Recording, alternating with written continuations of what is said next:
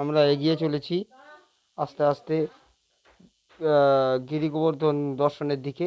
আমাদের মথুরা বৃন্দাবন দর্শনটা খুবই ভালোভাবে সম্পন্ন হয়েছে। আমরা পথে গিরি গোবর্ধন দর্শন করে আমরা আগ্রা দেখতে চলে যাব আজকে।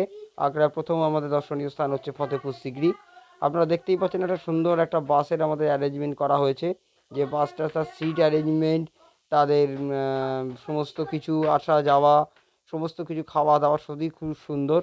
এবং দেখতে পাচ্ছেন এটা এসি বাস, এখানে সুন্দর একটা ভলভো বাসের অ্যারেঞ্জমেন্ট এবং পার্টি যারা আছে বাসের অ্যারেঞ্জমেন্ট সবাই একসাথে আমরা সবাই মিলে আমরা সবাই হাত তুলে রাধে রাধে বলে আস্তে আস্তে আমরা গোবর্ধন পর্বতের দিকে চললাম একটা ট্যুরের জন্য।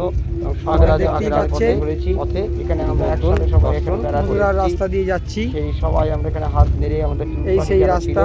একটা পরিবারের মতো আমরা শ্রীকৃষ্ণের গোবর্ধন পর্বত আপনারা শুনেছিলেন, কিন্তু 7 দিন ধরে রুষ্ট হয়ে প্রচণ্ড বৃষ্টি দিয়ে সারা গোকুলবাসীকে ভাসিয়ে দিচ্ছিল।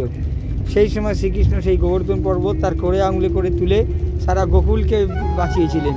সেই মহিমা বিশিষ্ট ভগবান শ্রীকৃষ্ণের গোবর্ধন পর্বতটি আমরা এখন দর্শন করতে চলেছি। গোবর্ধন পর্বত